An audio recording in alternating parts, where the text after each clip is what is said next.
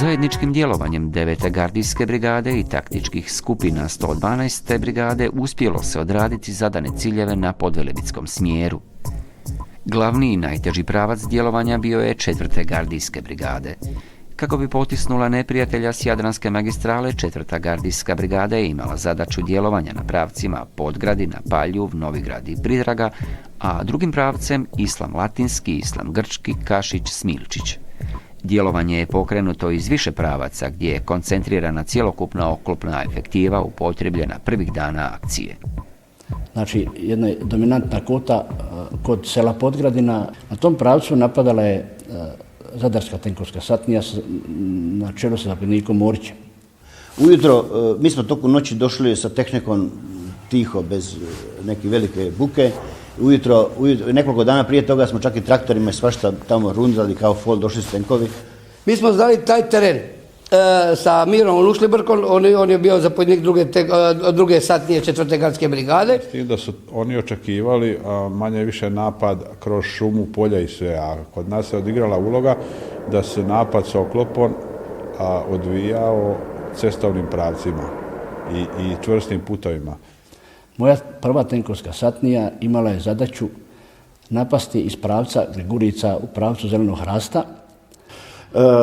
Ja sam imao zadatak da krenem prema Islamu Grčkom, Kuli Janković Stojana, poslije Kašiću.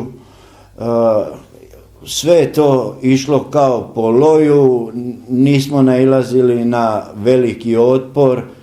A drugi pravac, pomoćni pravac napada je bio kroz Bašticu prema Kuli Stojana Jankovića. Samo sa transporterima, da. Bio je nepristupačan teren za tenkove, tako da smo išli pješaštvom uz pratnju transportera.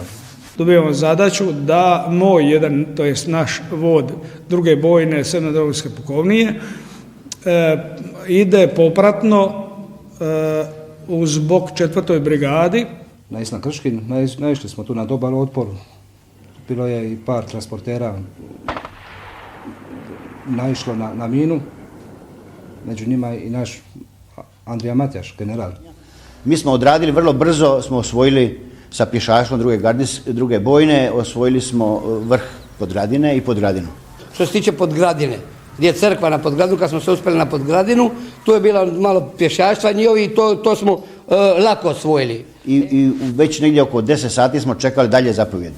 U sudjelovanje 80 pješaka Metkovske satnije koja se priključila 4. gardijskoj brigadi na tom pravcu i dijelova treće bojne, tada zvane Imotske bojne, sa zapovjednikom Jozom Šerićem. Znači, na tom pravcu su trebali skupa s tenkovima izvršiti proboj prve crte i normalno dalje napredovanje za taj dan koliko se bude moglo osvojiti. Kad bi oni zapucali, uvijek bi neko tenk sa lijeve ili desne strane koji je išao u pratnju sa centralnim tenkom, vidio bi odakle se zapucalo, sva 3 tenka bi okrenuli cijevi tu, ispalili po 1-2 granate, mitraljezima po njima i to je bilo ono što su oni zvali opća bježanija. U tom probijanju u noći kako smo ušli u sela, naišli smo na neki neorganiziran otpor, bilo je tu još par neprijatelja što je ostalo dezorijentirano. Sve negdje u biti do Kule Stojana Jankovića praktički je bilo vrlo jednostavna bitka, međutim kasnije se kuća po kuća osvajala i na Kuli Stojana Jankovića smo se malo zadržali jer je bilo malo više otpora. Najviše nas je zadržala Kula Janković Stojana. Ovo drugo je išlo sve samo tako. Nismo imali poginuli, imali smo 2 ranjena taj prvi dan. Dolazi mrak, ne vidi se. I bila je smiješna situacija da su nam oni sami došli, mislili su da selo nije palo, kako smo napravili tako brzu akciju i došli da selo nije palo, tako da smo ih zarobili dosta. oko 11 nešto sati smo dobili zapovjed da je u Paljuvu su naši. I mi odlazimo sa 5 tenkova, ulazimo u Paljuv, ali tada je nevjerovatno nekoliko naših pripadnika 4. gardijske pješaštva bilo je tamo. Nije još pala kula Stojana Jankovića. Mi smo negdje oko 2 sata popodne smo stali tu i pred Paljuvom. I onda kad smo mi dobili poziv na Motorolu da krenemo dalje prema Paljuvu i mi smo ušli u Paljuvu. Ali u tom momentu je Kašić i vamo je palo Islam Grčki i u tom momentu su se oni povlačili četničke snage i reprinske snage i mi smo ušli praktički u fajt s njima, pun Paljuv je bio četničkih snaga.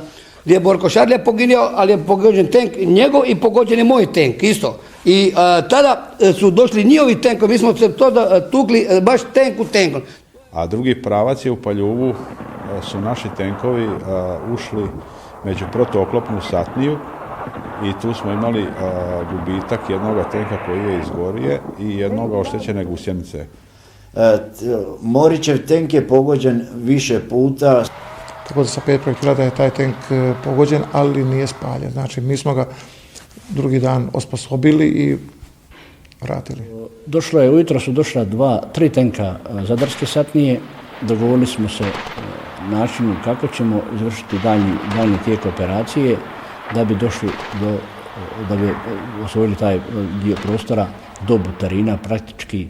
Onda smo drugi dan to razbili isto tu otpornu točku Paljuv, spustili se u Novigrad i završili u Pridragi. Došli smo do Kašića, trebali smo ući unutra, drugi dan, međutim drugi dan su četnici krenuli u protunapad. Drugi dan smo krenuli prema gdje je sad ovaj križ, Slavonija je kamen, gdje je treće gardijsko križ, tu je moj tank bio stacioniran. Tu je bila vatra. Bilo je i tu neprijateljskog otpora, bila je par posada tenkista njihovih oklopnih jedinica, ali smo jako brzo to probili. Jako brzo smo probili i u pravcu crkve ulazimo u Kašić jako brzo nakon 2-3 sata borbe. Koliko je meni poznato, u prva 3-4 dana 3 ili 4 tenka, ne mogu vam sigurno reći, su bila zarobljena, napuštena, od toga su bile, sjećam se, 284, što je nama jako dobro došlo. Najimpresivnije je bilo kad je došao tank na 20 metara. Naše i njihova razmišljanja. Kad je to počelo sivati, letiti željeze, granate, to su vjerojatno bile, nisu bile kumulativne, nego one obične probojne. To je nešto nevjerojatno bilo za gledati. Svi smo mi se tamo popeli, neko na daleko, neko gore na zgradu. I tako pokojni Matijaš, on je vikao, tu, udari ga. Sigurnost je na cijelom selu, no nastavljamo dalje. Kako idemo, naši tenkovi su produžili sve u pravcu Sminčića i prošli su čak cestu. Onda nam je došlo naređenje da se moramo vratiti nazad, gdje smo utvrdili linije u Kašiću. I dijelovi drugog tenkovskog voda zauzeli se položaje u Kašiću, kod crkve i u selu Lakići. I tu je završena akcija da se može izravnati linija Pridraga, Paljuv, Kašić Gornji, Kašić Donji prema Suhovarima kroz Bašticu. Mi smo u prvom danu došli u Suhovare, tamo je formirana priprema za napad, kao što znamo, tamo mi nismo imali tenkove, mislim da je 1 ili 2 tenka imala 113. brigada, bila je ročna brigada, još tad nisu bile spremne za napadne operacije. Mi smo u biti tu u prvi dan štitili bok 4. gardijskoj koja je radila napad smjerom Islam Latinski, Kašić. Satniji u 113. na Stošinu glavu. Maljut kaže na Begovac. Opet da štitu desni bok Šeriću i 4. to je neprijatelj imao u dijelu Drača svoje jake postrojbe, znači već su imali protuoklopno naoružanje T-12, OSE, ZOE, RPG, oni su tu držali najčvršću liniju, a mi smo na samom završetku mjesta Suhovara imali raspored svoja 4 tenka T-55. Iz Baštice smo krenuli prema Stošiji glavi, bez djelovanja protivnika nije bilo, to je polje, nisu formirane obrane bile, oni su formirali obranu doli Trljuge, Veljane i Drače. Dobio sam zadaću od Đanka da moram eliminirati, ovakvim ričima, moraš eliminirati 84 na špicu Drača. Jer ona je bila ukopana na špicu Drača prema Suhovarima.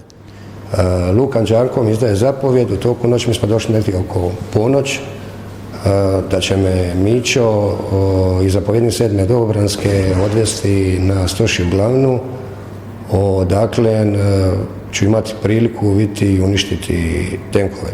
Tako je, upravo to je nešto bilo iza, upravo je gospodin Đanko, Luka Đanko, ondašnji brigadir, meni dao zapovjed da izvršim izviđanje i za posjedanje Stošine glave.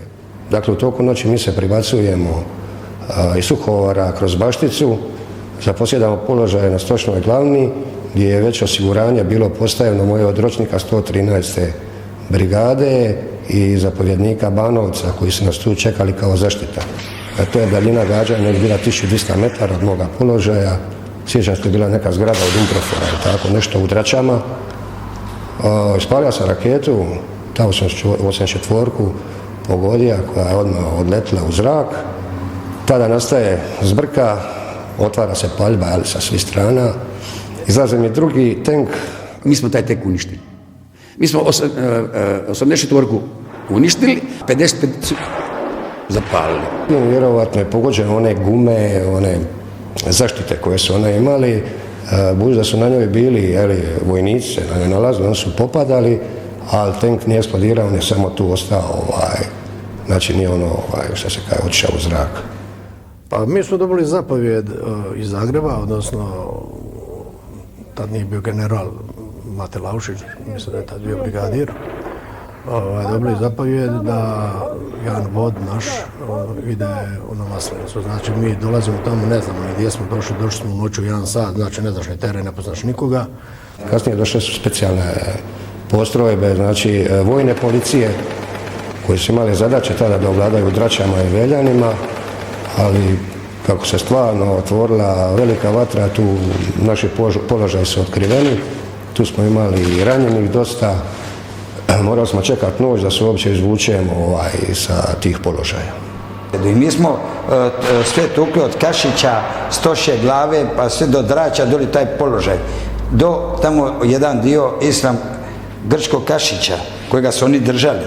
Kasnije, kad je to već bilo oslobođeno, onda smo mi taj dio držali, 113. brigada sa 4 tenka je držala obranu. Znači, taj dio je bio kompletno pod 113. brigadom, ne samo tenkovima, i pješaštvo, i topništvo, i sve za obranu. Aerobaza Zemunik i okolna sela Smoković i Crno nalazili su se na pomoćnom pravcu djelovanja hrvatskih snaga. I naš pravac djelovanja naše satnije bio na južnom dijelu kroz Opačiće, Kalapaće ući u Smoković. To smo i učinili jednim dijelom satnije. Drugi dio satnije koji je vodio gospodin Pastuović je trebao ući na pravcu Pavići, Reljići, kako li se to zove, znači iz pravca Gornje Morice.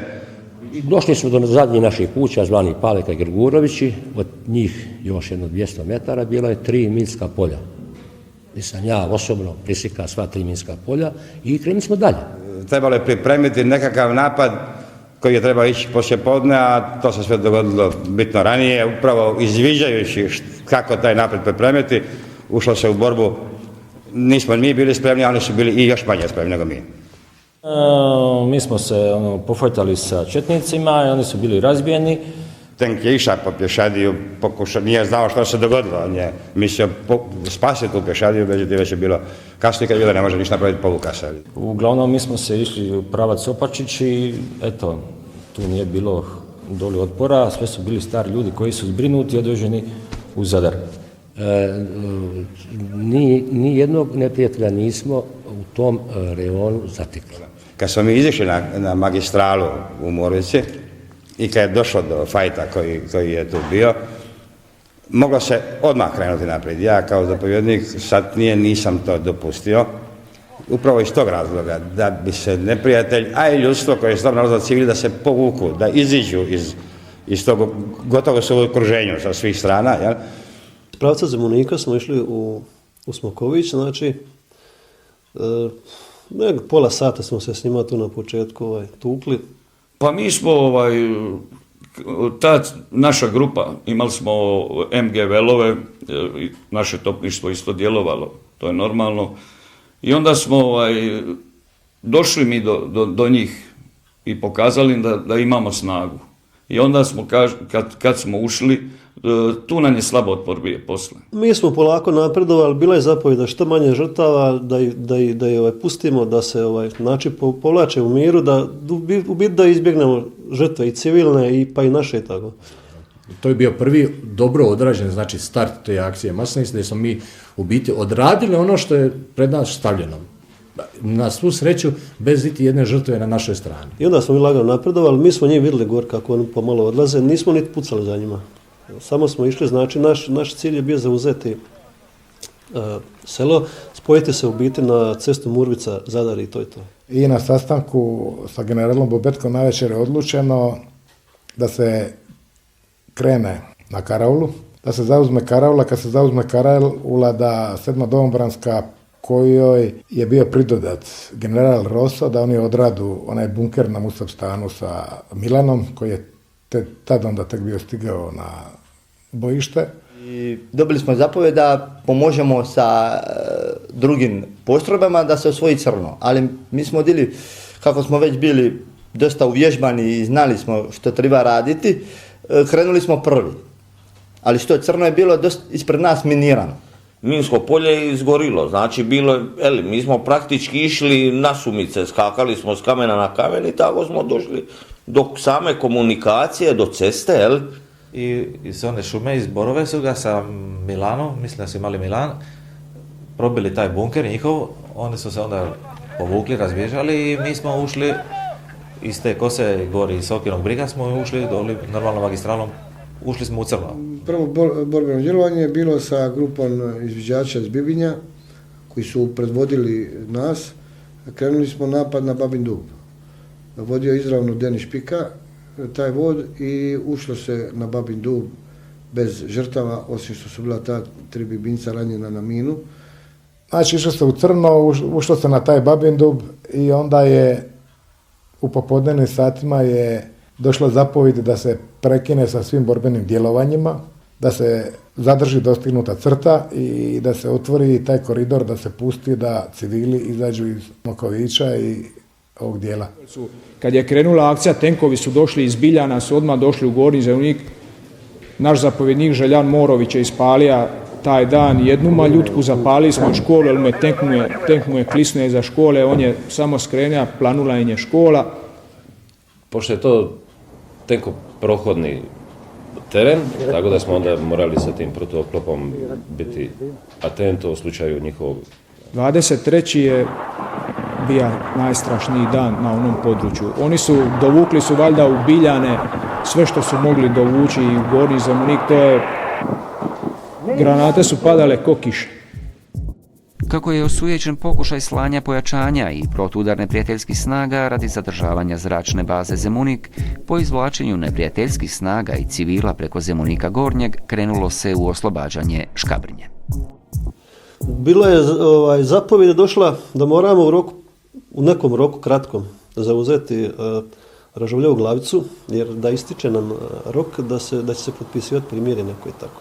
Ražovljeva glava bila u biti najutvrđeniji objekat na cijelom zadarskom području. Ima je 2 topa T-12, protuavionce, mitraljezka gnijezda, dobro utvrđen bunkeri i negdje 30-35 ljudi je bilo na toj glavi stacionirano. Ispalili smo negdje oko 10-11 raketa na Ražovljevu glavi, znači uništili smo sve što je ostalo, sve bunkere, sve patove, sve. Čak i jedan kontejner smo digli u zraku, uglavnom neprijatelji u paničnom bijegu pobjegani, jedan metak nije ispaljen, Ražovljeva glava je osvojena. Zarobili smo 2 topa T-12, municije za top T-12 što je bila deficitarna u to vrijeme i dosta drugog oružja.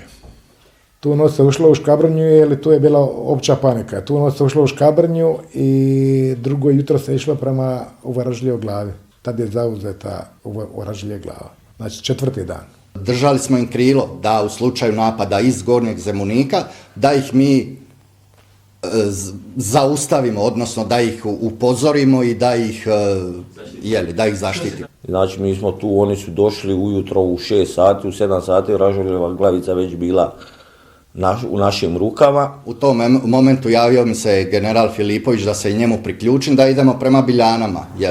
Mi smo nastavili napredovati prema Biljanama i kad smo došli u biti jedno 500 metara, 400 do 500 metara do Biljana, bila je izdata zapovjed za povlačenje.